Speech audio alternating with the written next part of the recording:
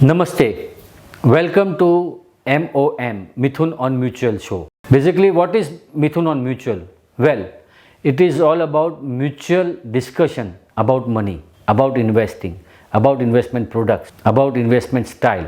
So, ये जो show है मिथुन ऑन म्यूचुअल वो सिर्फ म्यूचुअल फंड पे रिस्ट्रिक्टेड नहीं है. We will try to cover as many interesting topics, as many difficult challenges or confusion related to money, related to investment, related to wealth creation. और दूसरी important चीज about this show and also an important endeavor about this show is this is mutual. Mithun on Mutual is all about mutual communication. Mutual communication between us. तो आपके जो भी doubts है, आपके जो भी क्वेश्चंस है, आपके जो भी एलिगेशन हो सकते हैं या आपके जो भी कंसर्न्स हो सकते हैं, please right it down. Please put it in the comment box. Will be very happy to reply.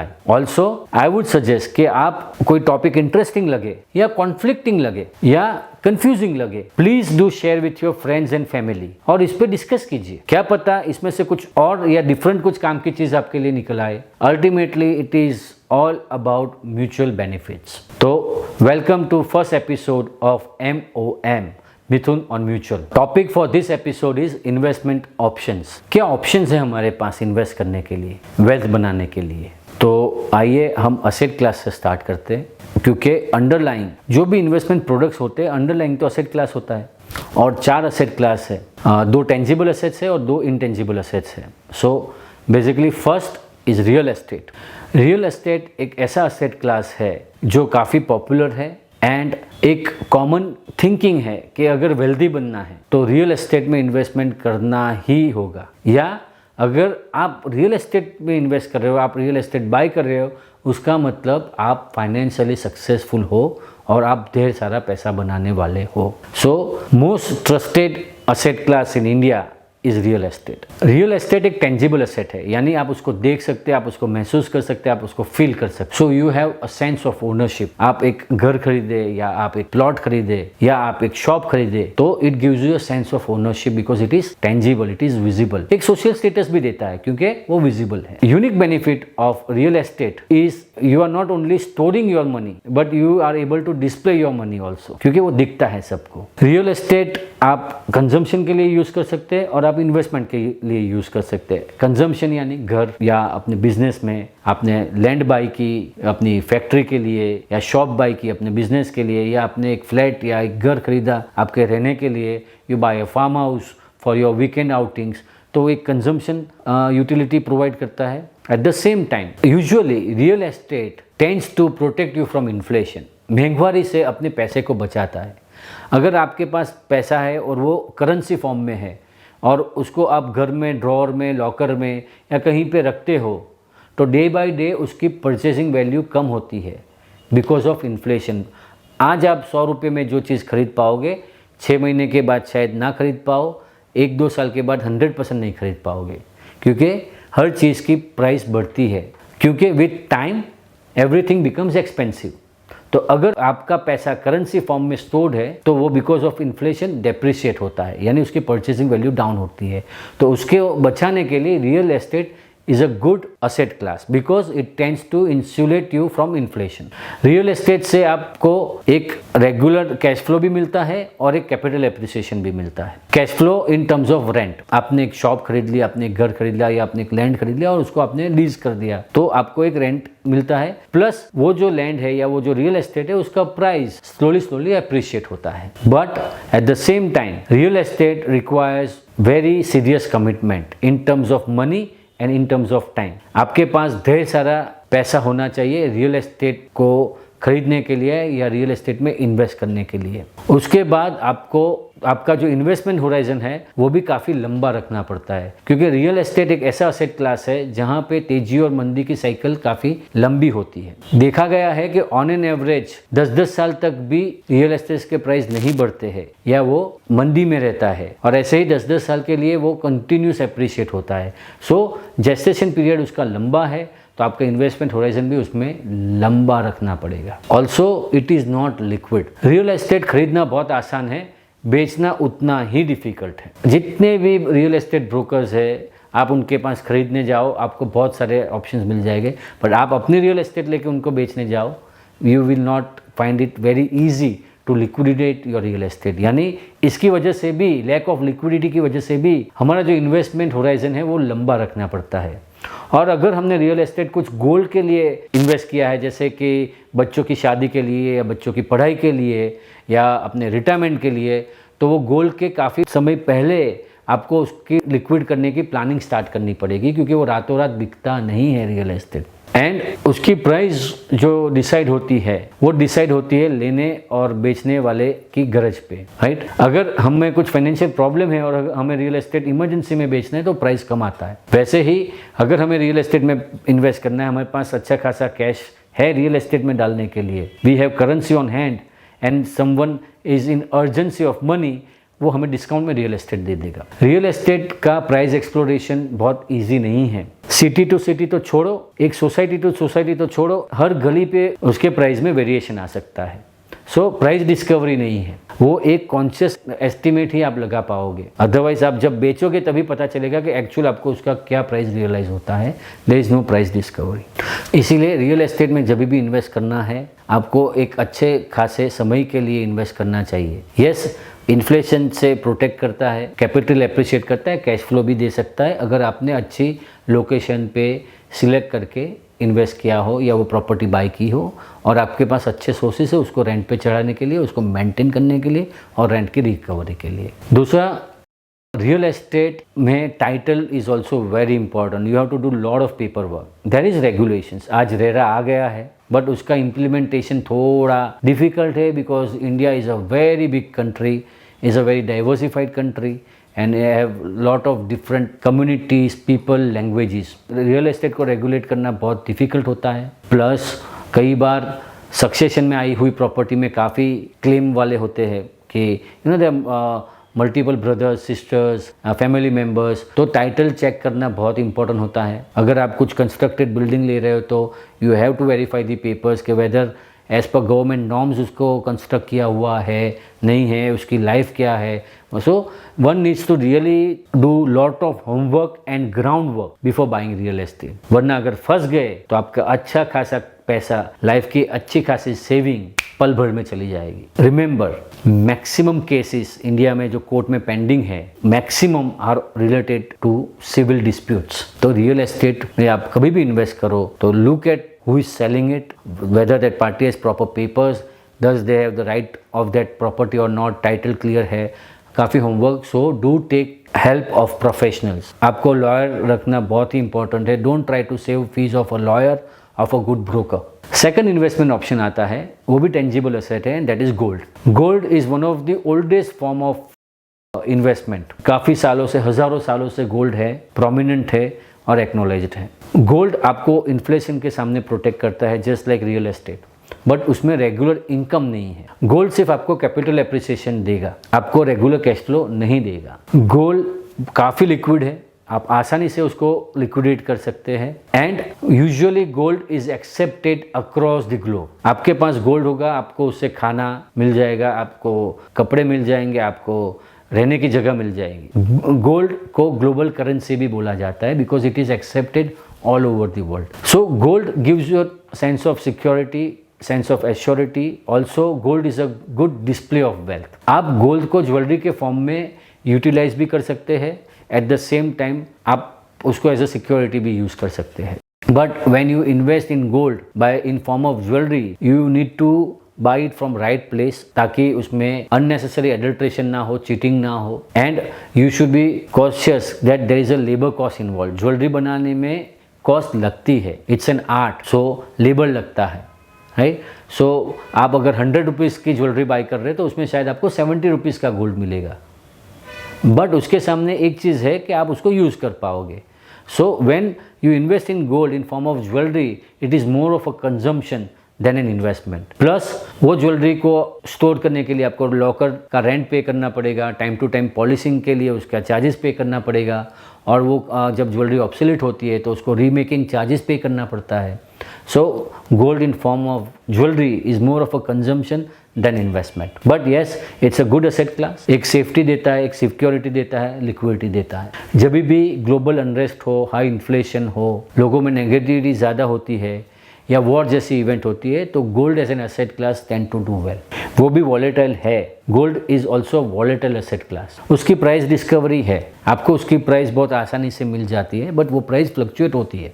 ऐसा नहीं है, गोल्ड में कई बार 2-2, 3-3 साल तक भी उसकी प्राइस नहीं बढ़ती है, but over a period of 6, 7, 8 years ये देखा गया है कि एटलीस्ट इन्फ्लेशन जितना तो गोल्ड में आपको डेफिनेटली एप्रिसिएशन मिलता है। तो गोल्ड में लंबे समय के लिए इन्वेस्ट करना is a good option. One should not invest for 1 day, 2 day, 3 day, 30 day. Gold अगर आप इन्वेस्ट कर रहे हो तो 3 साल से ज्यादा आपके इन्वेस्टमेंट होराइजन होना चाहिए। अब आते हैं हम इंटेंजिबल असेट्स में, that is the third investment option, that is bonds. Bond यानी कुछ नहीं, बॉन्ड यानी पैसे ब्याज पे देना, लैंडिंग योर मनी। आपके पास जो पैसा है आप उसको यूज नहीं कर रहे, आप किसी और को दे रहे, तो that person has to incentivize you in form of interest। तभी आप अपने पैसे उसको देंगे क्योंकि आपको उस पर इंटरेस्ट मिलेगा। तो कौन बोरो करता है बॉन्ड मार्केट में? So basically there is government also, there is corporates also and there is individuals also. But जब हम बॉन्ड की बात करें तो गवर्नमेंट और प्राइवेट कंपनीज होती है। इंडिविजुअल्स लोन लेता है, बॉन्ड इश्यू नहीं करता है। Government bonds are considered as very safe, very secured because underlying there is government guarantee। government currency print करके आपको रिटर्न कर सकती है,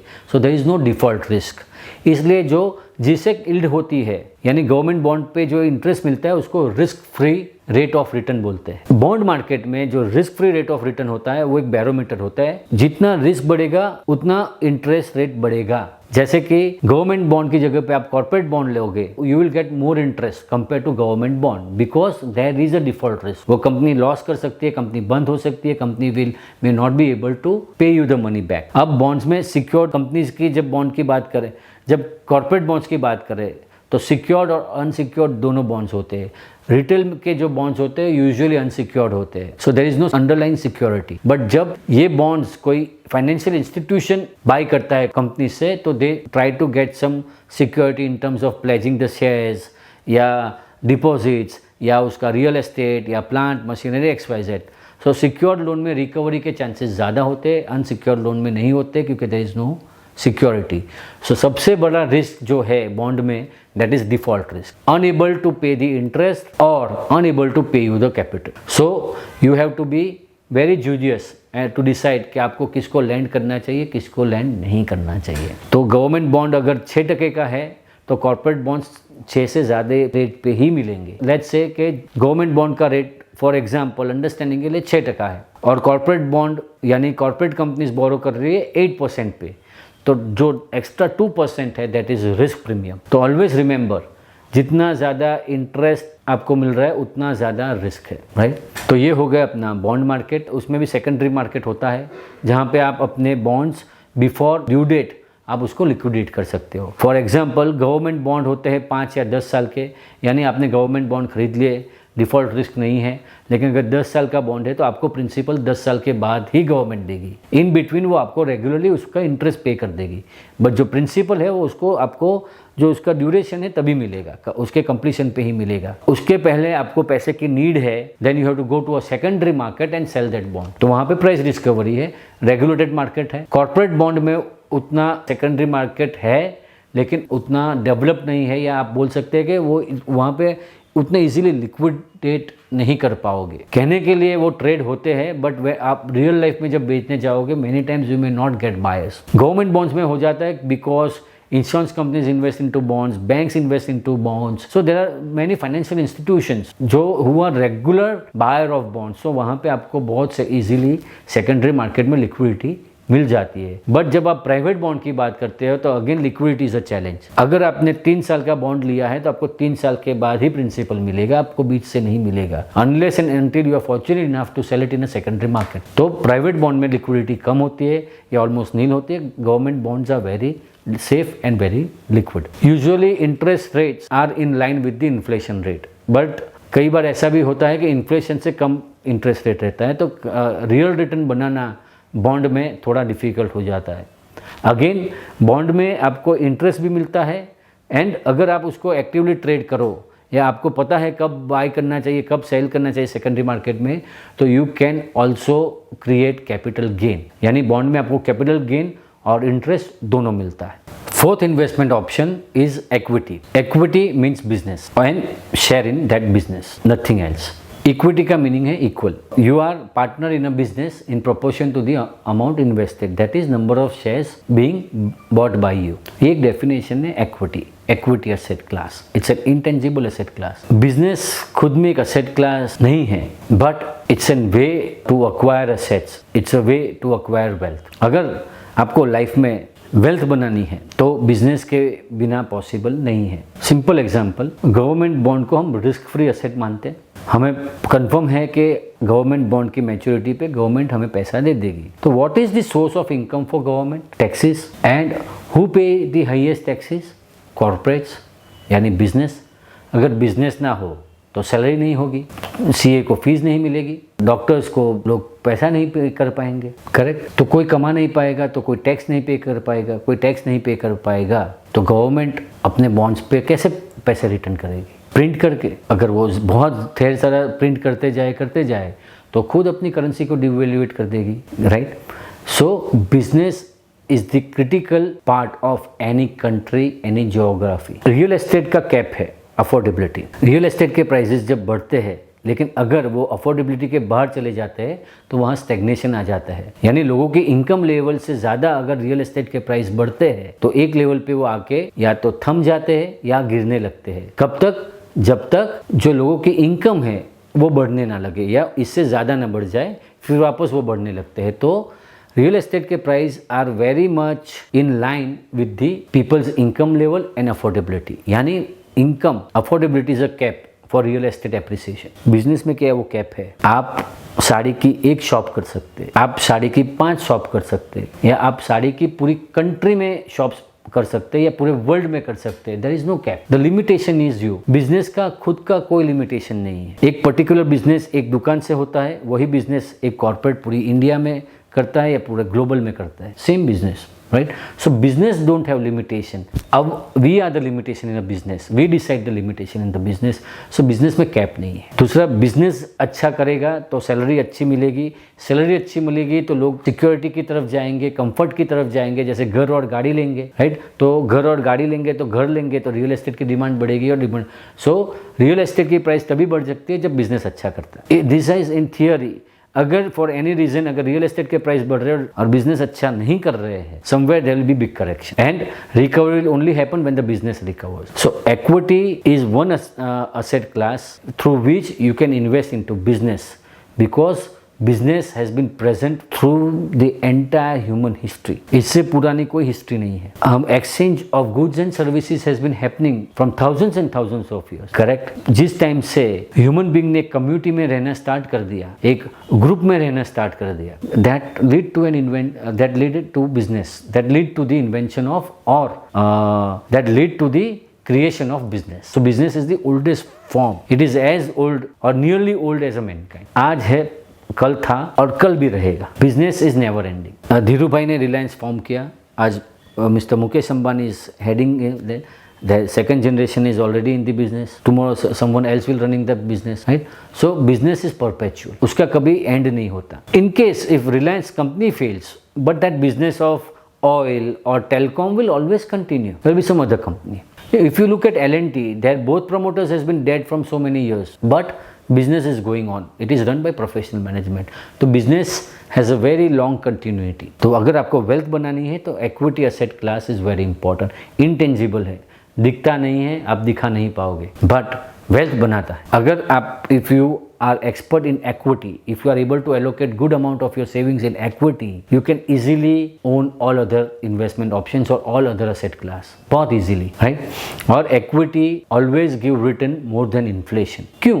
अगर हम हर रोज टूथपेस्ट यूज कर रहे हैं और बिकॉज ऑफ इन्फ्लेशन टूथपेस्ट के जो रॉ मटेरियल के प्राइसेस बढ़ते हैं, जैसे वो ट्यूब है या अंदर केमिकल है या पाउडर है, जिसका भी वो प्राइस बढ़ता है, तो अल्टीमेटली कंपनी वो किसको पास ऑन करेगी? एंड यूजर को, कंज्यूमर को। जो भी कॉस्ट बढ़ती है ultimately it is paid by the end user. तो business is able to transfer that cost to the end user, यानी वो अपनी प्राइस बढ़ा के वो कॉम्पेंसेट कर लेगा। प्लस पॉपुलेशन बढ़ता है, नीड बढ़ती है, लोगों की रिक्वायरमेंट बढ़ती है, तो नंबर ऑफ टूथपेस्ट का यूज भी बढ़ता है. So this creates into huge profits, this creates into multiplication of profits and which leads into wealth creation. अगर आपको इन्फ्लेशन के ऊपर रिटर्न बनाना है, if you want to grow your money more than inflation, equity is a very important asset class.